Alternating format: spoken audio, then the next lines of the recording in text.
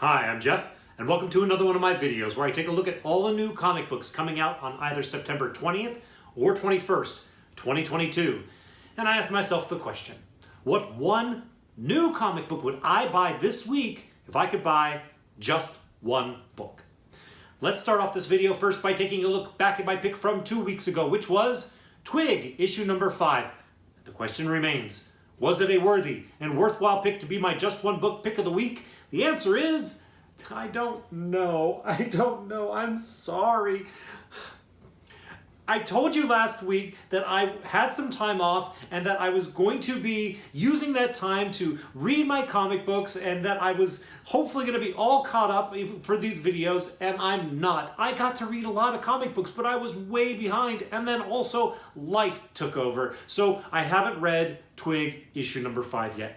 So I don't know if it was worthy or worthwhile. If you read the Twig series, especially issue number 5, I would love to know down in the comments what your thoughts on the series are. I did hear that number 5 was entertaining and good, so I'm looking forward to reading it still. If I have more to say about it, I will say so in a future video.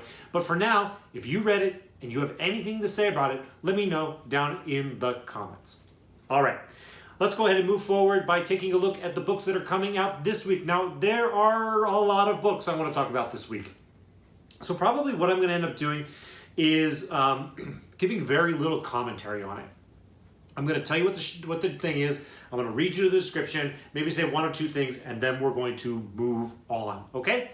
So let's start first by taking a look at the 3 books that I am pulling this week. I'm also pulling my just one book pick of the week, but let me tell you what other books I'm pulling this week. There are 3 of them. I am pulling Berserker issue number 10. I have been enjoying it, and it's a 12-issue series, so we're in the home stretch here. I'm interested in seeing how it plays out here in the home stretch. I'm also getting Public Domain, issue number 4. I really like Chip Zdarsky. This has been an interesting story about a man who finds out he owns a comic book character that he is the artist for. He didn't think he had ownership, but now he does. And I know it doesn't really sound like an interesting comic book, like legal battles over rights of ownership, but it actually is really interesting and entertaining, and I've been enjoying it, so I'm definitely sticking with it. And then finally, I am getting Wind, The Throne in the Sky, issue number 2. I still haven't read issue number 1. It's on the short list of books that I really, really want to read, but I haven't read issue number 1 yet. I read the first 10 issues of Wind previously, and I really liked that, so I'm expecting to like these as well. So, of course, I'm going to keep buying it. There's only 5 issues in this The Throne in the Sky segment of the Wind story, so I'm definitely going to be picking up all 5 of them, and number 2 comes out this week. In addition, I'll mention that number 1, which I haven't read, has its second print coming out this week as well. So if you're a fan of second prints, it might be one to consider. I really don't expect there to be a ton of value there, but because it is going to be a very, very low print run, because people weren't like jumping out of their chairs to get the first print, this is probably going to be really low print run, so if anything ever happens significantly with this title down the line, this might be something that pops because of its rarity. So keep that in mind if you're interested. Okay, let's go ahead and take a look at my honorable mentions, and then we'll wrap it up with my just one book pick of the week. My first honorable mention is Harley Quinn 30th Anniversary Special one-shot from DC. Here's the description. Written by Amanda Conner, Jimmy Palmiotti, Paul Dini, Stephanie Phillips, Stefan Sejic, Sam Humphries, Kami Garcia, Rob Williams, Mindy Lee, Terry Dodson, Cecil Castellucci, and Raphael Scavone. Art by Chad Hardin, Gilliam March, Riley Rosmo, Svetpan Sejic, Erica Henderson, Jason Badauer, Miko Suyan, John Timms, Terry Dodson, Rachel Dodson, Tan Hip, and Raphael Albuquerque. You are cordially invited to an oversized extravaganza celebrating the Crown Princess of Crime's 30th birthday in this fabulous special. That's right, Harley Quinn turns 30 in absolute style and has invited a squad of her old creative pals to join her with a killer lineup of amazing stories. And the reviews are in. It's guaranteed awesome. Last chance, Quinn, don't make me do this. Amanda Waller, wait, You're not going back to Red Tool Sai, Poison Ivy. Not quite sure where that where that description went there towards the end. But it sounds like Harley Quinn took it over or something like that. So I hope I didn't butcher all the names that are involved too much, but this is going to be a Harley Quinn 30th anniversary extravaganza. So if you're a fan of Harley Quinn, and I can see why, she's a really fun character, this might be something that you consider picking up this week. In addition, I'm not going to read the description, but this week, Action Comics issue number 1, the facsimile, is coming out. There are some facsimiles that I think you should only buy if you just want to read it. This is one that I think is a great opportunity to read a comic book that the vast majority of us will never actually hold in our hands. None of us, very few of us, are going to hold an Action Comics number 1 in our hands. So here's your best opportunity to do that and to read the comic book that basically started what superheroes are. This is a great opportunity to read Action Comics number 1. And also, this is a facsimile that I could see gaining in value over time. So I'm definitely going to pick one of these up this week, if at all possible. I recommend it for you as well. The next book I want to mention is a new book called Eternus, issue number 1 from Scout Comics. Here's the description. From creators Andy Serkis and Andrew Levitas, 360 CE. The great god Zeus is long dead, brutally murdered in his own temple some 30 years prior. Hercules, Zeus's son and champion, spends his days drunk and depressed as the old gods struggle to stay alive after decades of Christian disruption. When Athena's temple is sacked by a mysterious centurion looking for a powerful relic that once belonged to Zeus, the old gods are convinced they have found Zeus's killer. Now the mighty Hercules must sober up long enough to keep the lone witness, a 9-year-old blind priestess, alive long enough to identify the killer and finally find justice for his dead father. The main cover features beautiful Rob Pryor wraparound artwork. Okay, I'm going to speak first to that last sentence. This cover looks amazing. This cover is beautiful, and it's a wraparound, so I don't know what the back looks like, but this is a beautiful cover. So I'm kind of sort of recommending this in a lot of ways on cover alone, but the story sounds pretty interesting as well. If you're interested in Greek mythology or just slightly interested, they have a lot of that in here, but it seems ultimately like it could be a cool story worth checking out, which is why I mentioned it to you this week. The next book I want to mention is a new book called Azza the Barbed, issue number 1 of a 5-issue limited series from Scout Comics. Here's the description. Writer Pat Shand and artist Rio Burton launch a new fantasy epic. Azza was born into a family that for generations served in the Obsidian Guard, a military unit of holy warriors. During Azza's coronation, a magical ceremony that would imbue her with a holy glowing power, something went wrong. Instead of the sacred obsidian tattoos, she became marred with thorned black markings and was banished by her people. Now Azza lives in solitude, guarding a great evil.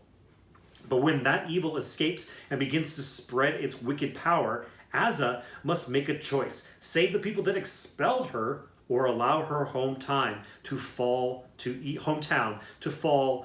evil.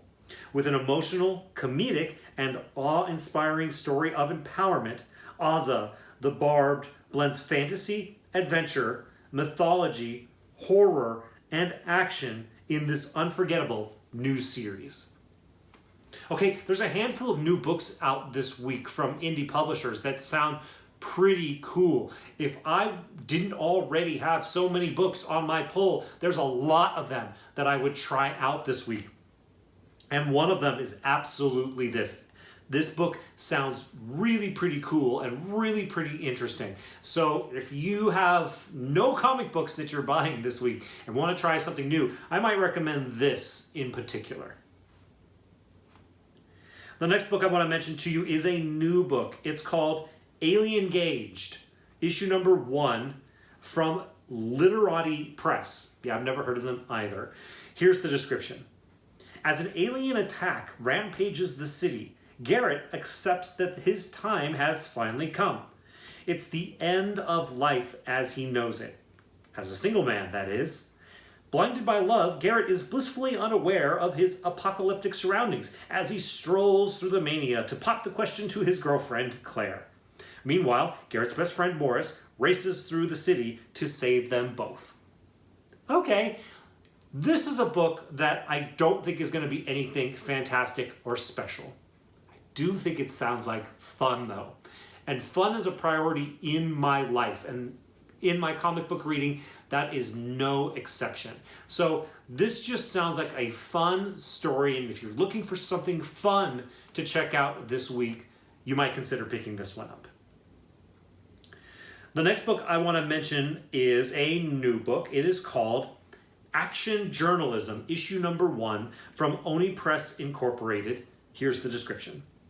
As a sinister alien armada looms over the Earth, New Arcadia's favorite intrepid reporter, Kate Kelly, has just 2 hours to infiltrate the fleet, uncover their most scandalous secrets, land the interview of the century, and avert interstellar war, and not necessarily in that order. The fast-paced, genre-hopping adventures of the Action Journalism team start here. Okay, similar to the book that I just mentioned before, Alien Gauged, I mentioned this book to you this week because it sounds like fun. It sounds like a fun story that probably has a bit of humor in it as well. So if you're looking for something fun, you might consider checking it out. In addition, something about this Alien Journalism book makes me think that if there was a young adult who you would like to get a comic book for this week, this might be one for them. It feels like it has a good and appropriate vibe for someone of teenage years. So that's something to keep aware of as well. The next book I want to mention to you is a new book. It is X-Terminators, issue number 1 of a 5-issue limited series from Marvel Comics. Here's the description. Enter the grindhouse of X. When Jubilee and Boom Boom agree to take Dazzler out for a night on the town to console her after her nasty breakup, they have no idea they're about to be kidnapped and put into elaborate death traps for their efforts. What are 3 girls with the power to blow things up to do? Leah Williams and Carlos G.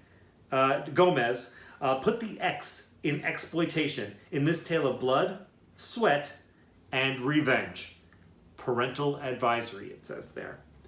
All right, so I'm a big X-Men fan, as I've mentioned before, and I'm also not a fan really at all of any current X-Men books. I've tried a lot of them and just lost interest in a lot of them very, very quickly. Now, this is a limited series. You know you're getting 5 issues, but it sounds kind of cool.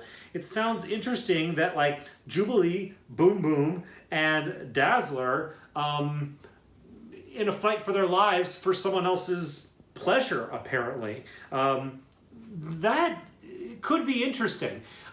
It's going to be top to bottom action, top to bottom tension, and it's a girls' night out kind of thing. So there's some girl power in there, which is sometimes semi-cringy, but I think it's also can be a lot of fun. So because I like the X-Men so much, and because I'm always keeping my fingers crossed that an X-Men title might be good, I wanted to mention it to you. But because this one's a limited series, and because they're going through a series of death traps, I think there could be a lot of exciting adventure there as well. So it might be worth checking out this week. The next book I want to mention to you is a new book. It is called Crashing, issue number 1 from IDW Publishing. Here's the description. Rose Osler is a specialist. Her focus? Patients with powers at a hospital with a no-powered patients policy. When a battle between Boston's protectors and destroyers erupts, Rose is trapped between saving the city's beloved hero by day and greatest villain at night. Except Rose could become a casualty when she's forced to risk her recovery. As Rose pushes past her limits to save everyone else, will she be able to save herself? Okay, so this sounds like an interesting story. It sounds like there's a good conflict there. It sounds like it could be entertaining. So for all those reasons, it's worth checking out. But one of the kind of standout things about this title is that it is an IDW original. IDW is best known for their licensed titles. They do a lot of them, but they've started to get into originals. And there's the one from Scott Snyder. I'm blanking on its proper title, but it's about the women convict firefighters. That one's really good, and it's getting a lot of heat on the secondary market and from readers, and people are kind of really paying attention to it. I think that there's a lot of potential in IDW's original stuff right now. You would think that they would put only the best books out to establish themselves with their original content. So I think this is among those that are worth at least considering checking out for its potential in the future. But it also just sounds like it could be an entertaining story as well. Okay, we're plugging along here. The next one is a new book. It is Stuff of Nightmares, issue number 1 of a 4-issue limited series from Boom Studios. Here's the description. R.L. Stine is back, but not for the faint of heart, with a chilling take on an iconic character, perfect for fans of Fear Street and EC Comics horror titles. In the first of Stine's reanimated reimaginings, you're familiar with the classic tale of a mad scientist hell-bent on creating life, but what these two demented brothers have created is something else entirely. Horror lovers won't want to miss the legendary author's return to comics in his first creator-owned single-issue series with story by A.L. Kaplan. Fans also won't want to miss celebrating this milestone event with a Bjorn Barons variant signed by R.L. Stine and not one of 2 extra spooky glow-in-the-dark covers by Francesco Francavilla and original Goosebumps cover artist Tim Jacobus. Okay, I don't know any information about this Bjorn Barons signed variant by R.L. Stine. It's not really clearly stated here in Previews World, but the glow-in-the-darks, that sounds interesting. That sounds like it could be really cool. So definitely keep your eye on out for the glow-in-the-dark covers. Now, people who know R.L. Stine know that R.L. Stine is famous for writing the Goosebumps books. And the Goosebumps books are basically kind of like horror for kids. This is apparently not in that vein. This is R.L. Stine doing grown-up horror in this book. So if you were a fan of R.L. Stine as a kid, but you're looking for something a little bit more adult, this might be worth checking out. Because R.L. Stine is already very well connected, you know that his work is going to get extra special attention from people who take things like this and turn them into things like television shows and movies. So this might have some solid spec potential. Might have some great collectability with the glow-in-the-dark covers and the other covers as well. It might be an entertaining read, you know, from somebody who has written a lot. But especially Halloween is right around the corner. And so this is a perfect way to kick off the Halloween season by picking up a book like this. So if this type of thing appeals to you, I would think that you might go after this book this week. And my last honorable mention for you this week is similar to the last book I just mentioned. It is Creepshow, issue number 1 from Image Comics. Here's the description. The worldwide phenomenon based on the hit Shudder TV series comes to comics in a star-studded 5-issue anthology series that will scare you to death. In the debut issue, Chris Burnham terrifies with a tale of trick-or-treaters who are taught what happens when you mess with the wrong house. Then, legendary Batman the Animated Series creator Paul Dini, Stephen Langford, and John McCrea petrify with the party antics of Shingo, the birthday clown with an appetite for more than cake. Each issue of Creepshow will feature different creative teams with uniquely horrifying standalone stories. Alright, well, I mentioned this book this week because it's Creepshow. And Creepshow is like a horror comic, legend, so to speak. So if you like horror comics, Creepshow is a safe bet as a place to go to get your horror comic fix. And then once again, with Halloween coming up, you might want to check out some spooky comics and maybe have them for trick-or-treaters, or maybe just have them for somebody in your family. So since Halloween is coming, I couldn't help but mention Creepshow because it is such a perfect choice for Halloween. Okay, so that's all my honorable mentions. A lot, I know.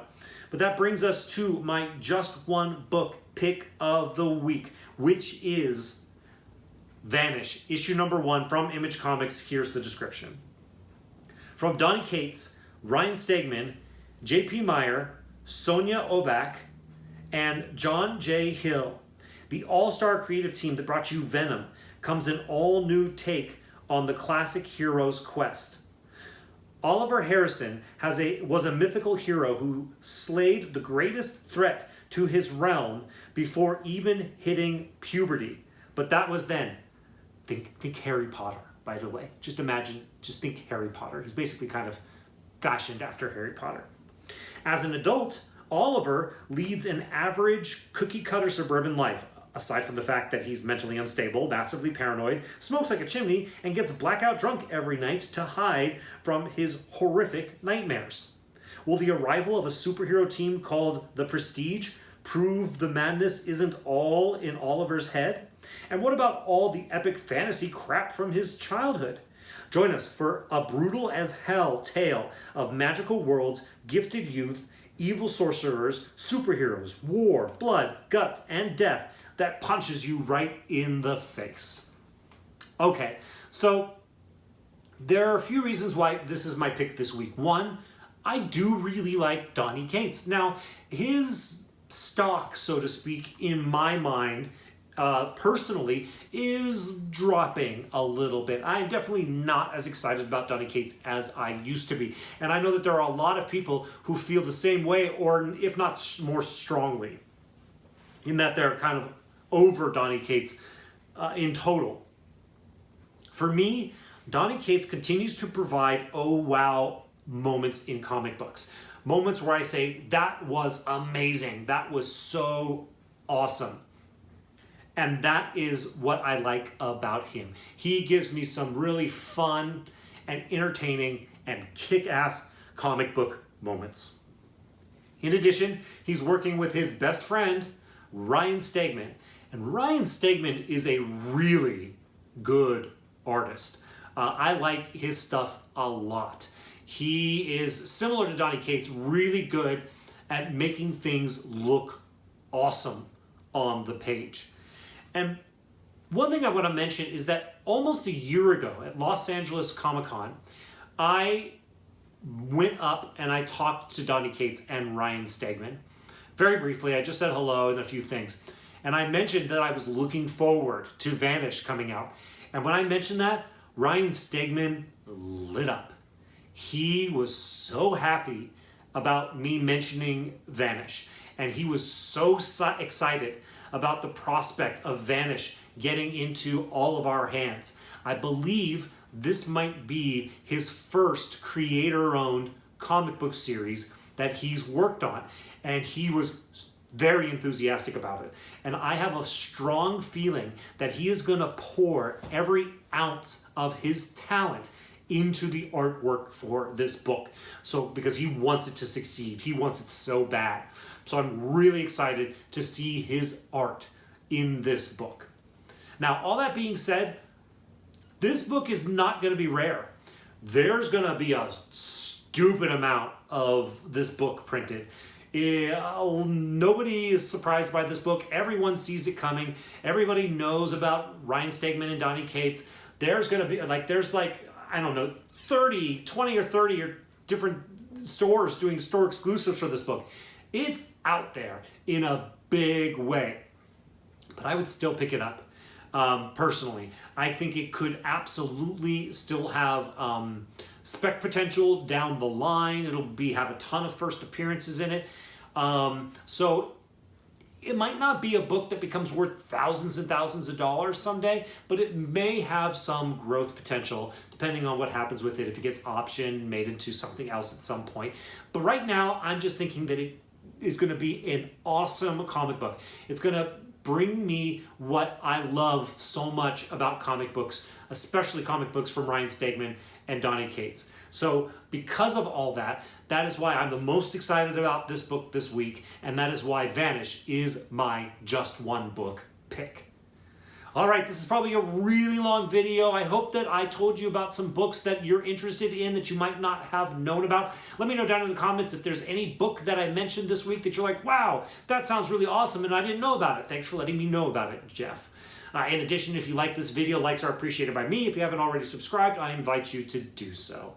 Thank you all so much for watching this video. I'll see you in the next one.